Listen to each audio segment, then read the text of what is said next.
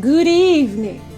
I'm the Maven of the Eventide, and I collect vampire books. I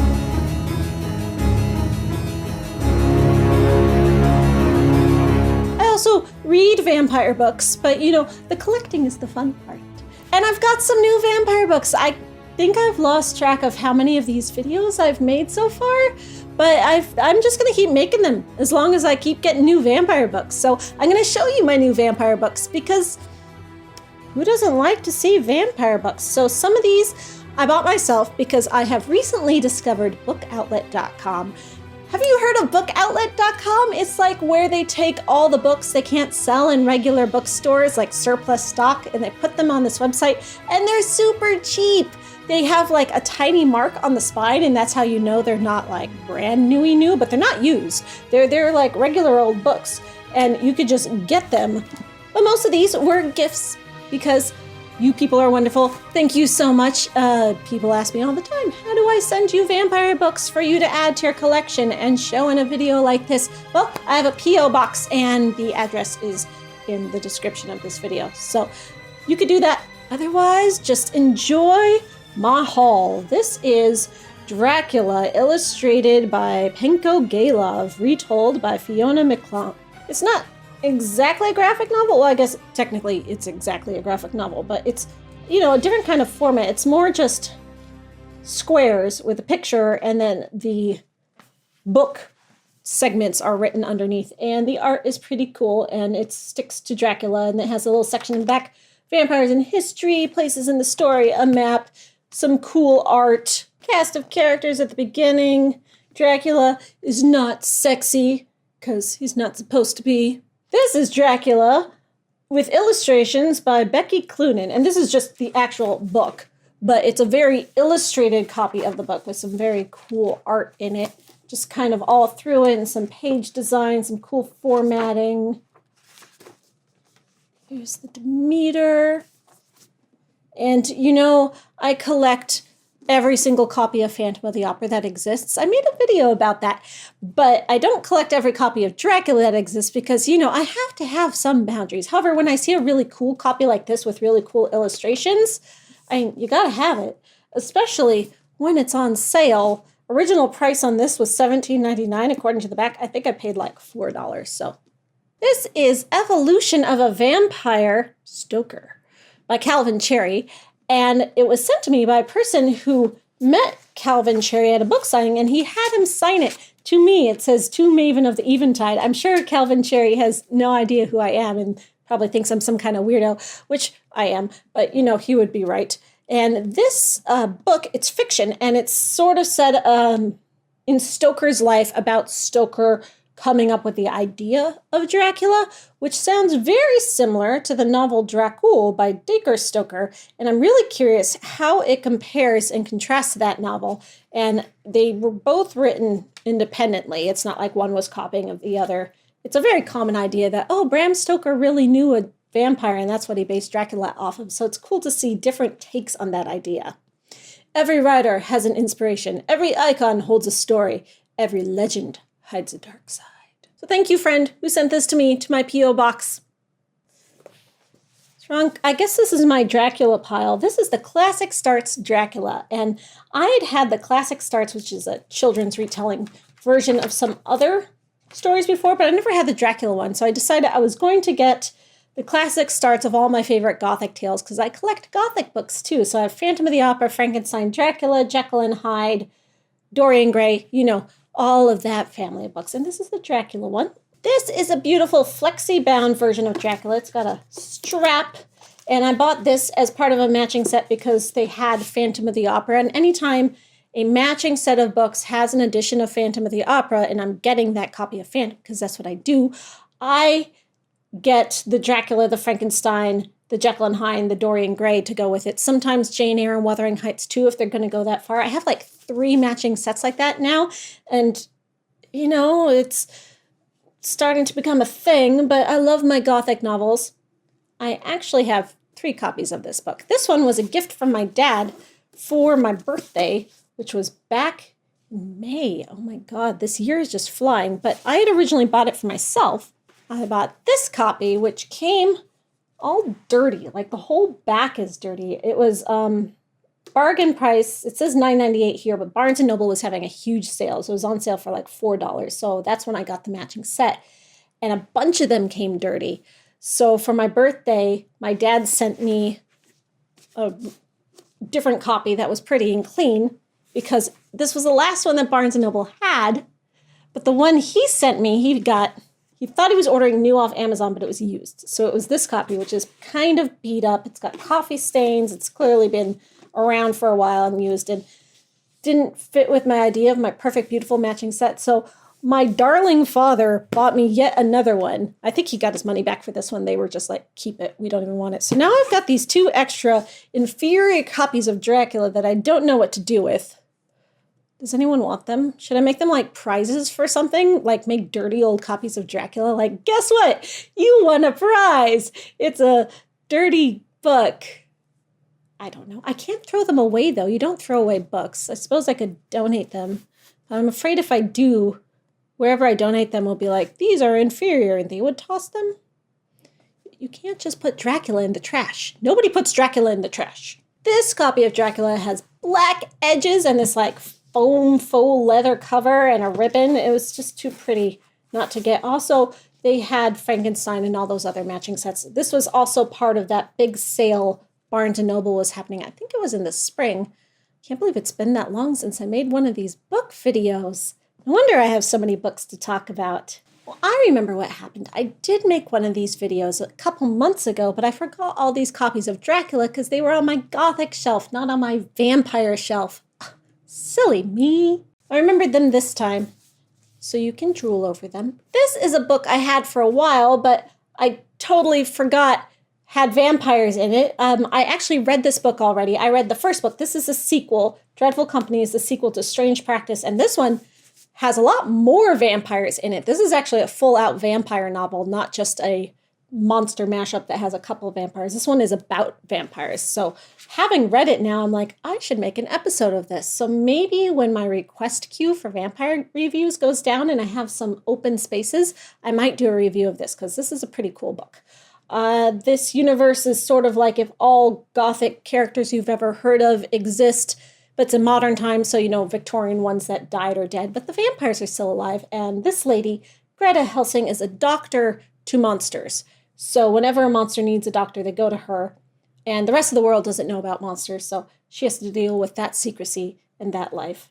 And this one is actually set in Paris and references Phantom of the Opera a lot, so yes, this was a fun book. Christopher Moore's Blood-Sucking Fiends. I have actually read this book and the 2 sequels, and I read them in ebook years ago, and I never owned them. And when I discovered bookoutlet.com, I realized that I could acquire all those books that I'd read on ebook or from the library now for like $2 each.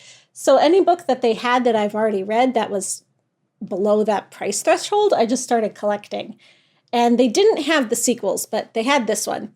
Or if they did have the sequels, they were too expensive or something. So I had to get this one. And then, as coincidence would have it, one of my Patreon patrons requested I review this. So if you haven't already watched it, I just put up a review of this book on my channel. And it has a lot to talk about when it comes to vampires. But also, it's hilarious. If you've ever read any of Christopher Moore's other books, you know that he is a hilarious comedy writer. And this was one of his first books. And I remember the first time I read it, years ago, this book is 25 years old, but I read it maybe like 10 years ago, I was like, oh, I don't think it's that funny compared to his more recent books. But I had just read a lot of his more recent books, and having read it again now after a break, I'm like, this book is hilarious. What was I thinking back then? Especially when you know all the vampire tropes. Because I think I first read it before I even started vampire reviews and became a full-time vampire scholar. If you could believe there was ever such a time.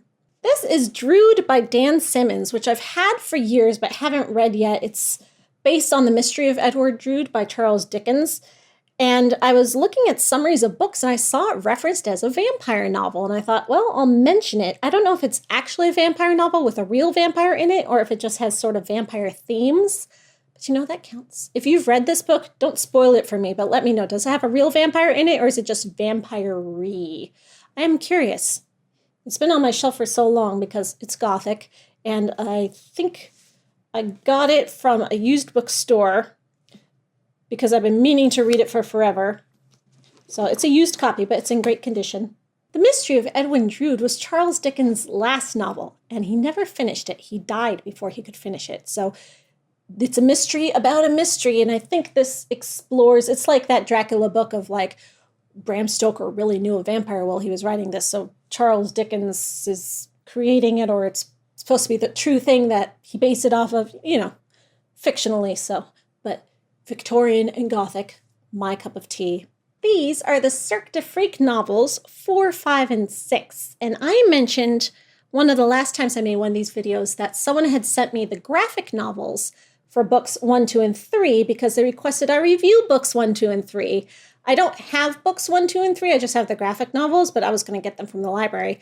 But someone who saw that video said, well, I'm going to send you 4, 5, and 6. And I think these are from her personal collection that she said I could borrow them or keep them or send them back when I'm done.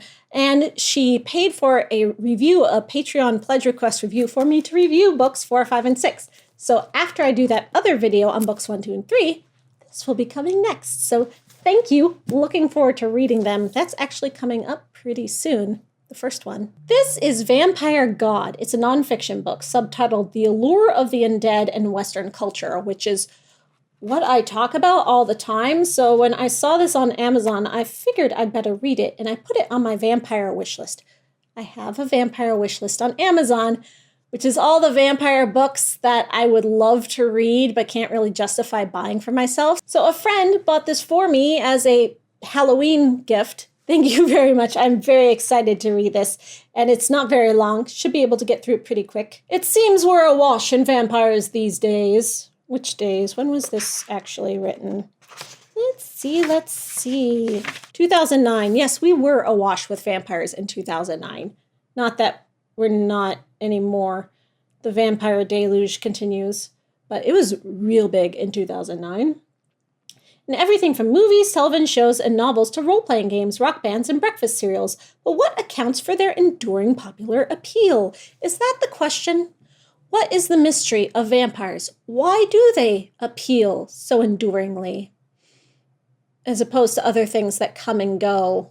Like, what was something that was really popular that's not anymore? Westerns? I don't know. Maybe because those are racist.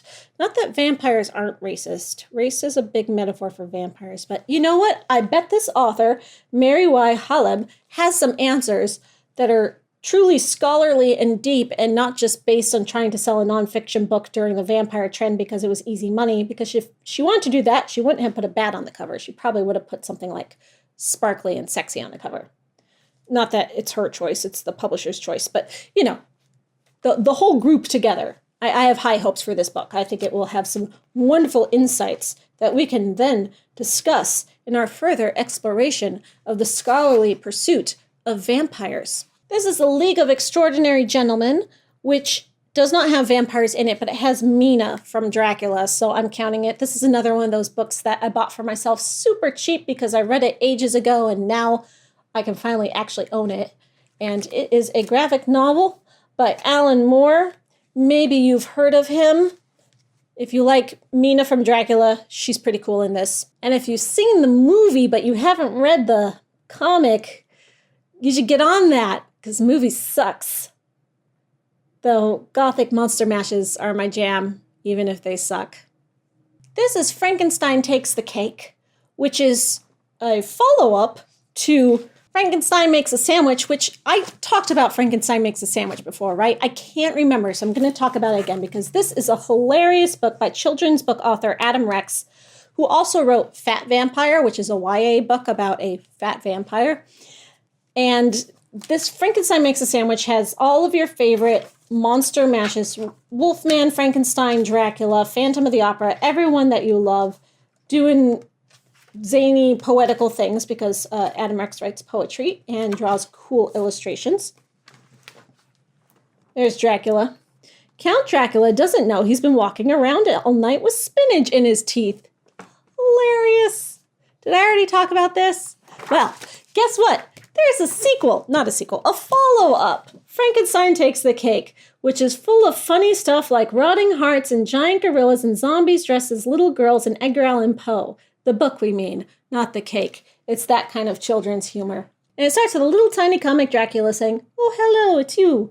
It is so good to see you.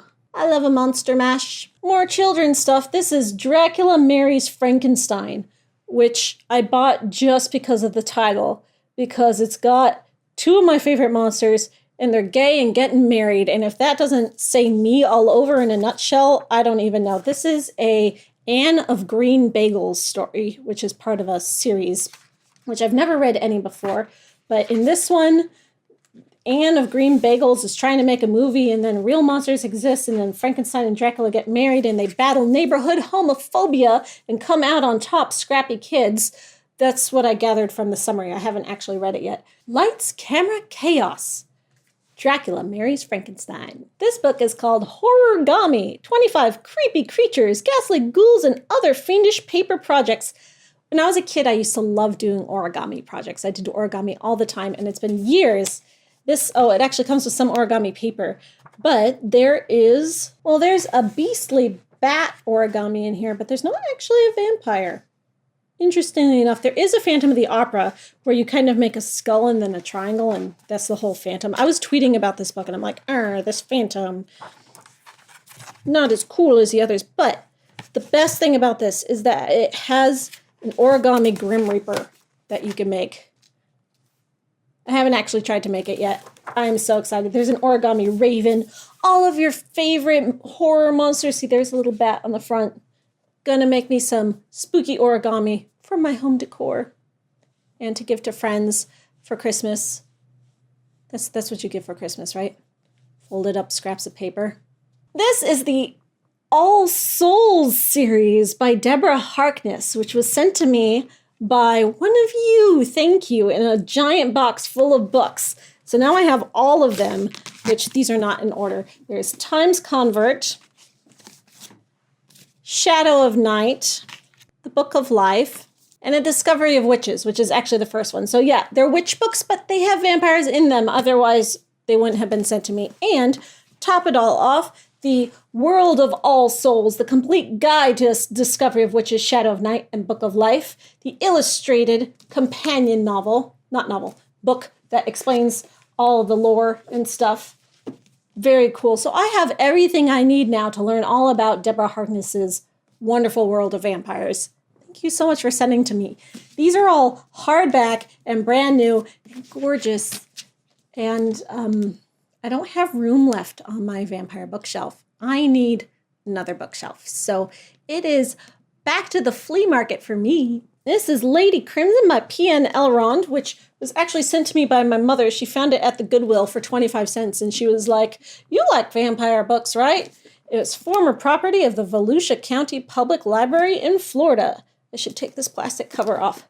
But thanks, Mom. Some Anne Rice first edition hardbacks that I found at a local used bookstore, all in the clearance section. This is Blood and Gold, which I have a copy of, but it doesn't have the dust jacket. So it's just like the plain black hardback. So now I have one with the actual dust jacket on it.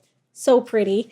Blood and Gold is the backstory of the vampire Marius's life. This is Marek, which was the first in the crossover between Anne Rice's vampire mythos and her witch mythos.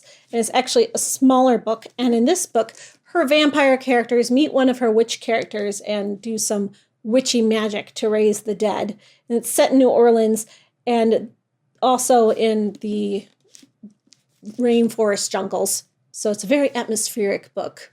And I read it in ebook, and now I own a hard copy. This book actually originally came out in ebook, and you know the story of how Anne Rice doesn't like fan fiction, and she cracked down on people writing fan fiction on the internet. It was really bad. And then years later, she came around and she said, "Never mind, fan fiction's okay. Do what you need to do for you."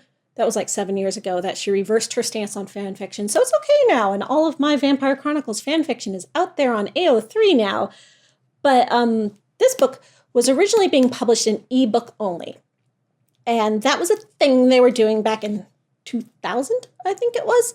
And her publisher advised her to make sure that no one was doing fan fiction because that fan fiction would capitalize on her ebook only sales because they were doing this marketing thing where they were releasing her book in ebook only with no print copies at all, which wound up being a terrible idea.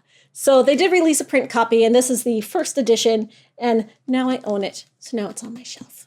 This one is Blackwood Farm, which is a very shiny gold cover. Sorry, it's reflecting so much light. It's another one of the witch vampire crossover books. Oh, here's something interesting. This is Life Magazine's recent October issue. Last year in October, Life Magazine released an issue all about Frankenstein, which I also have, but it doesn't have vampires in it, because it was Frankenstein's bicentennial or something. So there was an issue entirely about Frankenstein. And this year, their October issue is about the world's most haunted places. Creepy, ghostly, and notorious spots, and includes Dracula's castle, as well as some other vampire-related things. So I figured I'd include it. It's got really cool, spooky, gothic stuff. I love Life Magazine's October issues. There's always something up my alley in them. But they cost like $14 for a magazine. Can you believe how much magazines cost these days? Oh, here's something random I discovered on bookoutlet.com. I just typed in Dracula and tried to see what came up, and this is Brick Dracula, like Lego brick, and Frankenstein, two classic horror tales told in a whole new way with Lego bricks.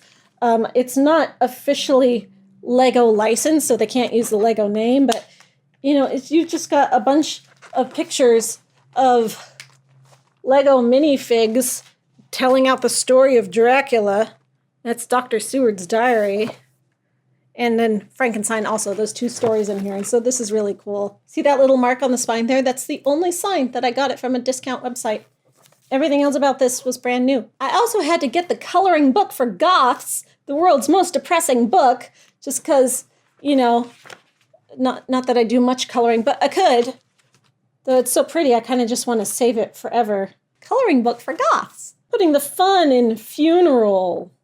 Look, she's a vampire, but instead of fangs, she has crayons. Crayon fangs. It's cute. This is the big book of rogues and villains. Featuring Dracula, Raffles, Arsène Lupin, Dr. Fu Manchu, The Saint, and other classic criminals by H.G. Wells, Lawrence Block, Max Allan Collins, Donnelly Westlake, and many more. The most comprehensive collection of bad guys and girls ever assembled. It's just a giant anthology of public domain stories. Well, it's got some modern fiction in it too. And since it includes Dracula, so I was like, did they reprint the entire Dracula in this book? And if you put font size small enough, you could have. But no, it's Dracula's Guest, which is that short story Bram Stoker wrote that was like a deleted scene from Dracula. It's got a bunch of other villainous Victorian characters, and it's arranged by time period. So it's got the Victorian, the early American authors, the Edwardian authors, the war era authors, and then goes all the way up to the modern era. Just a cool anthology.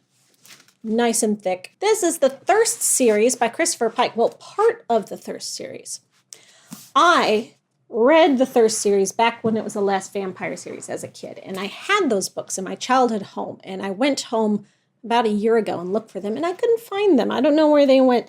So I've always wanted to get new copies of it, and it was re-released in something called Thirst, where they put the first 3 novels in Thirst Volume 1, next few novels in Thirst Volume 2. And I found at the used bookstore number 2, number 3, number 4, and they didn't have number 1 at all. So I still need number 1, but I've got 2, which is half of the original 6 books that I read as a child, which were kind of my vampire awakening. They were the first vampire story that I was a huge fan of back when I was, 12 years old, reading the last vampire series with that awesome vampire, Sita, Elisa Pern, whatever you want to call her. She has like a million names. I love those stories. I read them over and over again. So after Twilight came out, the publisher re-released it as Thirst. And then those 6 books were together in the first 2 volumes, and the author started writing more stories. So number 3 is just 1 book, and it's actually like a full thick size book. It's not tiny little YA novels from the 90s. And then number 4, another big book. I haven't read these yet at all. And there's also a number 5, which I don't own yet. that is this size, which I need to get and I'm very curious about. I just look for used copies wherever I can find them. I don't need them new. These are old books. I just want to have them for my collection. This isn't a vampire book, but I really want to share it anyway. A friend gave this to me. Thank you, April. This is Death Wins a Goldfish. It's a Grim Reaper book, so, you know, I talk about those too. And Death Wins a Goldfish is reflections from a Grim Reaper's year-long sabbatical. And I love Death Takes a Holiday book, and it's kind of like Death's sketch diary, where he just sketches out what he does on this vacation he takes, and it is adorable and full of little wisdoms of life. Death wins a goldfish. Death works harder than any of us. He's on the clock day and night. He never calls in sick or takes a day off. So what happens when human resources force Death to take all his unused vacation days at once? Take a peek at Death's journal entries as he documents his year-long sabbatical in the world of the living. From skydiving to online dating, Death is determined to try it all. It is adorable. This is a DVD set of Helsing, which, believe it or not, I didn't previously own. My friend Nella was getting rid of it, and she was like, yeah, I was just going to toss it. I'm like, no, it's mine. So I kept it. It's not Helsing Ultimate. It's regular Helsing, which, yeah, I know nobody thinks is worth it, but it's not good to just dispose of vampires. So now I own Helsing. I don't have to just watch my digital files anymore. So thank you, Nella, for allowing me to take your garbage. You remember Nella, right? I miss Nella. I got some other stuff. This is a teeny tiny Elvira Funko Pop, which, remember that box of cereal I showed you previously? It was like Elvira cereal. This is a little Elvira Funko that was in there. I didn't realize it was a mini size, but I guess that makes sense. How could you fit a full-size Funko in a cereal box? But she is so cute. And then someone sent me a Morticia Funko. This just came in the mail like last week. It's so cool. This is the Morticia from the new animated Addams Family movie, which just came out. So thank you so much for sending me this early Christmas gift. This was sent to me by one of you. Thank you. Then, speaking of Addams Family, these guys were on sale at my local Walgreens for 90% off. So I paid $1 for each of them. They're from the new cartoon, and they had both of them, and they were just sitting there like a week after Halloween, and no one had bought them. The fools. They are animated. Oh, she plays music. I wonder if he does the exact same thing. They're creepy and they're kooky, mysterious, the Addams Family. Oh, excuse me. Do you see this little guy right here? I went to Disney recently.